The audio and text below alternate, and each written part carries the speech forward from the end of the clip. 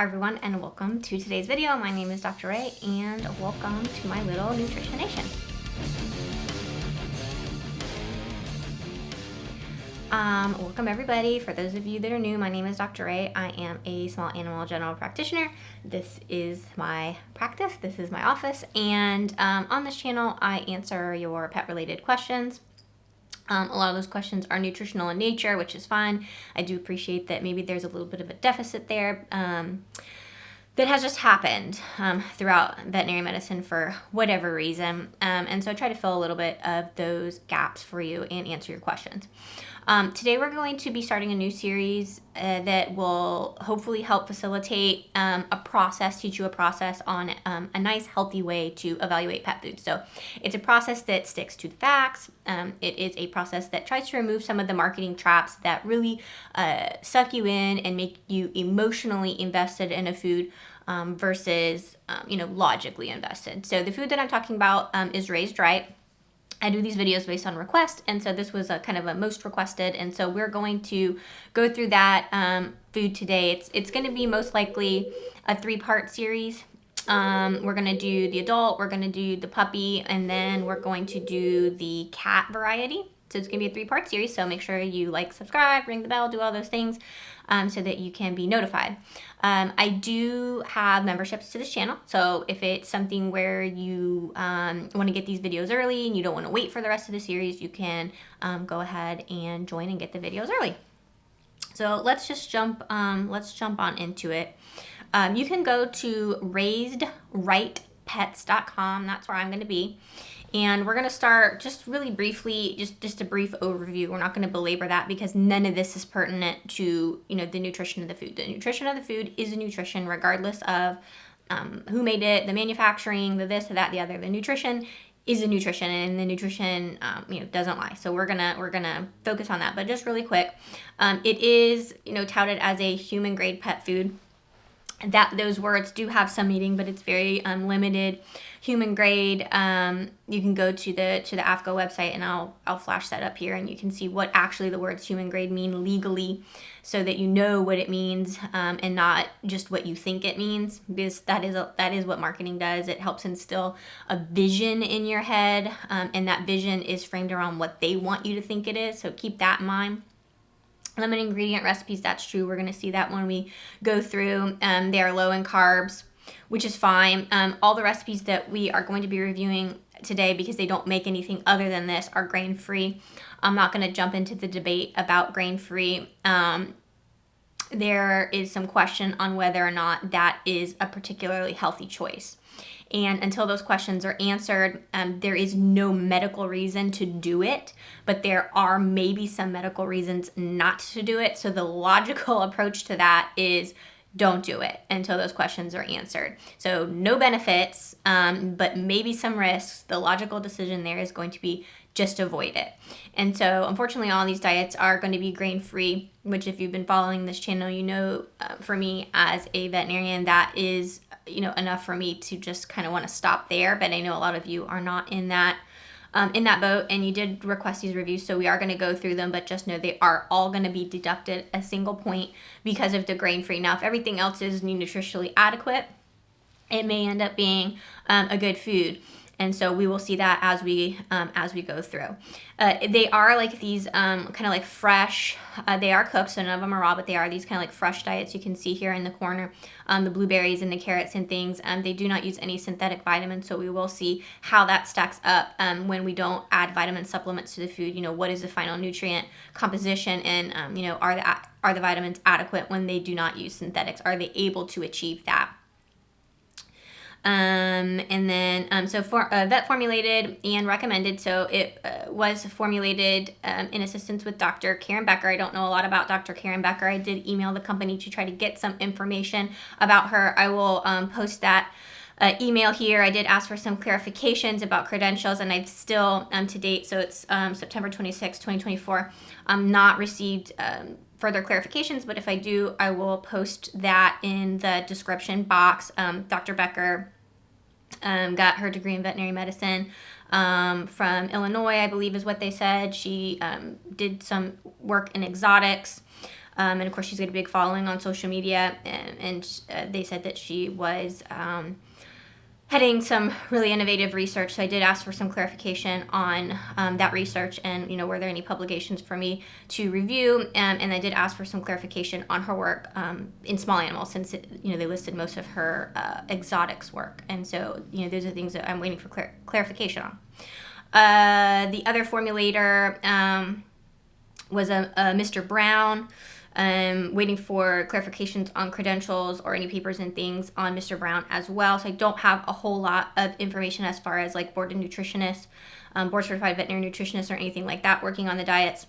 So if I get that information, I will post that. They do say the ingredients are traceable, so you can kind of like click this and it tells you, where they're coming from. Like I said, they are gently cooked and then frozen, and so you defrost them and you serve them fresh. Laboratory tested, so they do do tests to make sure that they are pathogen free from some of the most common pathogens, E. coli, Listeria, Salmonella. So with a lot of the recalls, those do revolve around bacterial contamination, and so they do make sure that all that is safe. So you can see the test results, and then you can watch this little video about transparency, carbon free, plastic neutral, a history of agriculture. So all that stuff that we just took, looking at my camera, 7 minutes to discuss, all of that is irrelevant to the nutrition of the food. And what is relevant to the nutrition of the food is the nutrition. And so we're gonna get to that now. We're gonna utilize the pet food scoring system. What is that? It's a system that I made up. You're not gonna find it in a textbook anywhere. They don't teach it in vet school. They don't teach it anywhere. I totally made it up to keep myself focused and to make sure that I evaluate the foods honestly and unbiased, because I don't want to do that. I just want to give you the information and let you guys have that discussion with your vet. And so it's a 10-point scoring system. The closer you get to 10, the more nutritionally sound I think a food is, and then you can start adding in extemporaneous things that are important to you. But it doesn't matter all these other things, fresh, raw, gently cooked, whatever, kibble, extruded, etc. It doesn't matter. None of that matters if the base bones of the nutrients aren't there. And so, if you're saying, okay, I really, really, really, really, really like the fresh food, or I really, really, really like raw food, that's fine.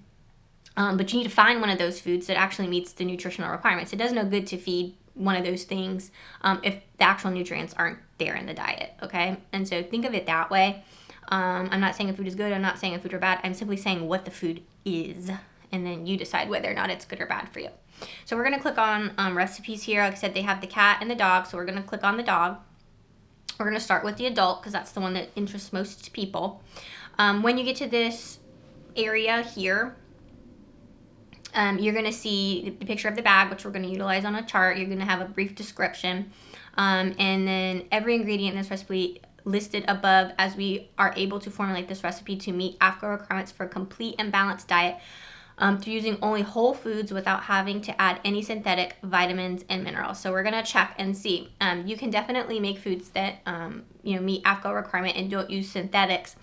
But do they reach the level of those vitamins to provide some of that supernatural ability? So think of kind of like Captain America, right? He was a completely functioning person, right, in that movie in the very beginning.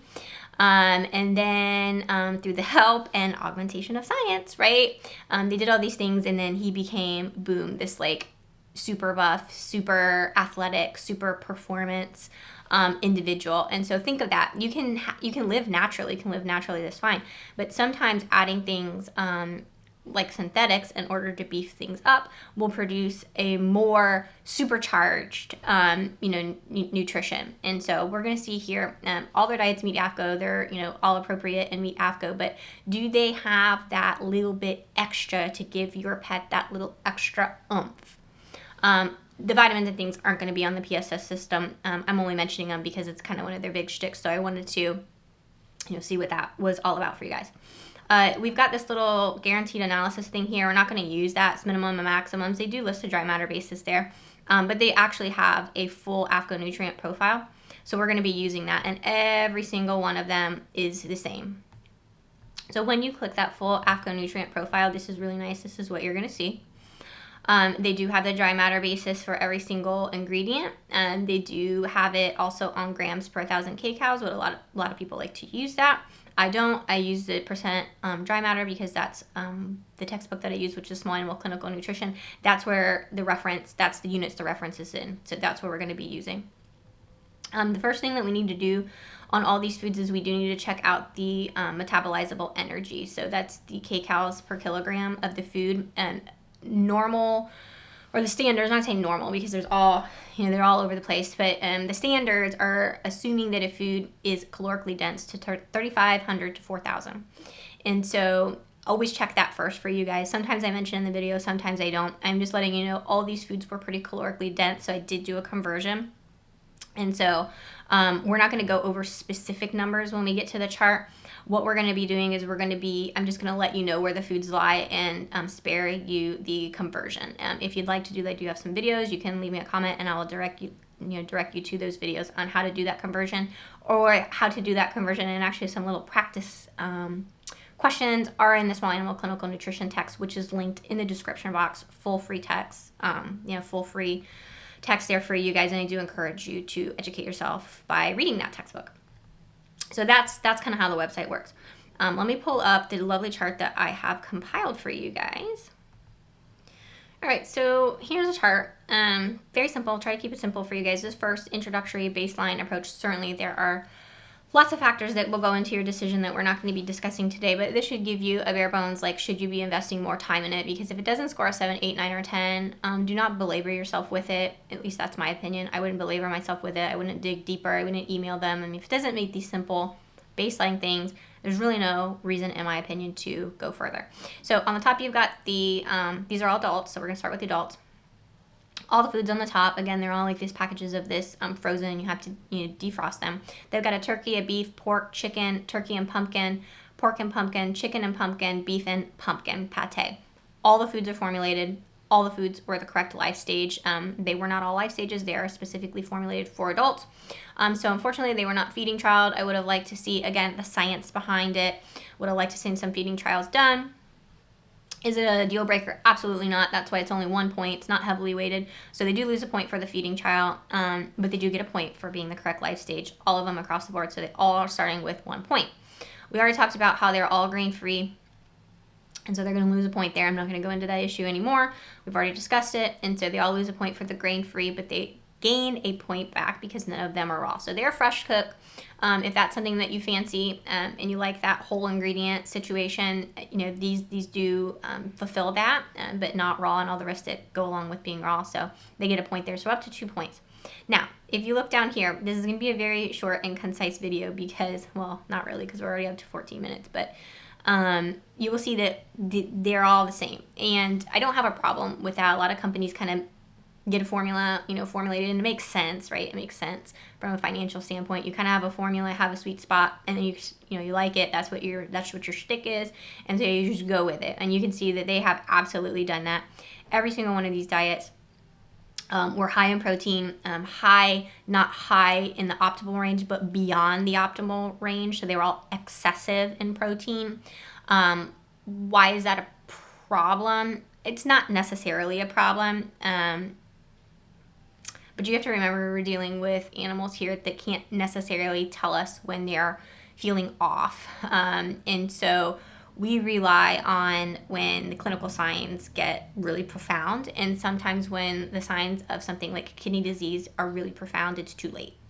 Or we rely on blood work, but not everybody can do blood work all the time. And blood work once a year, okay, well, you all know that thing, 1 year is 7 years for a dog. And so really it's like going 7 years between doing blood work. So if your pet has kidney disease, you really shouldn't be feeding excess protein. So when does that happen? Do we know then, when that's going to happen? I don't know. So it's not really advisable to roll the dice there, in my opinion. So no, excessive protein is not a problem for the general population, but it is a problem if your pet has certain conditions, and it's going to be on you to know when that condition happens and how long have you been feeding this high protein before you knew that happened, especially when you don't need to do it. There is no medical reason to do it. They do it a lot of times, and there may be a reason why, okay? And there may be a reason why, and I would love to get that answer if I can, if I could ask that question and get that answered, or if you guys want to email and get that answered, what is your philosophy? Why do you feel that that really excessive high protein is important? And, how do you suggest that your consumers know when it's time to change, I guess, would be the question. But the excess protein, can actually physically be an issue, and there's really no reason to do it. And so they're all going to lose a point there. Now, fat was also in excess, and I don't have as much of a problem with fat. Fat is where your animal is going to get their energy from. So high energy animals need more fat. They don't need more protein. And so there's really nothing wrong with excess fat, especially if the calories are balanced properly. Your animal probably can get away with excess fat. And you can rein things in and rein things out, as far as obesity goes. So I'm not really mad about the excess fat, but they do lose a point for that. And again, it's across the board. And so we're up to 2 points right now. They were very good. Okay, again, so this is what I'm happy about. They were very good on the fiber, the calcium, the phosphorus, and all the feeding guides were correct. And so the big things, the calcium, the phosphorus, minerals, the big things, those are really hard to get in the good range, especially with a higher protein. So that does tell me, okay, yeah, they probably are using higher quality ingredients. That probably is true. But I would have liked to see maybe a little bit more moderate protein. And really the big thing for me here is the grain-free, because if they had done a grain-inclusive diet and they were erring on the side of caution, probably would have been happy with this. It would have brought it up to a 7 out of 10. But with those kind of deductions, it's going to bring this food down to a 6 out of 10. For me, and the philosophies that I follow, and I follow kind of like the data-driven philosophies. Now, there may, again, be some research and things out there that are suggestive to this company that this is the appropriate way to go, but I am still waiting on an email to clarify that. So if I get it, I will put it in the description box for you guys. Let's go back really quick. I forgot before we go, we were going to talk a little bit about the vitamins, because their whole thing is the synthetic vitamins. And so can you get a diet? The question is, can you get a diet up to really optimal vitamin concentrations that don't use synthetics? Is that achievable? And so they have this nice little box here about vitamins, and the one I'm going to focus on is vitamin E, because that is one that I get asked about a lot, and we talk about relatively commonly on this channel. And so they're doing the units they're listing is 1,000 kcals per international unit, and they're listing it as 39. And so 39 is completely acceptable. There's nothing wrong with 39. It's completely acceptable.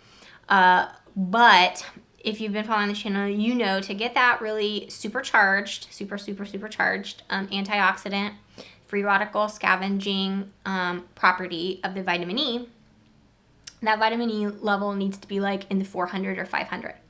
Okay, so be careful. And I know there's a lot of debate, and I've researched it, and there's no clear evidence either way, of debate about synthetic vitamins versus natural vitamins. And there are papers there's limited papers. Okay, there's not really even papers on both sides. I don't know, in animals. I mean, it's a question that's being asked, and there's no definitive answer here on which is better.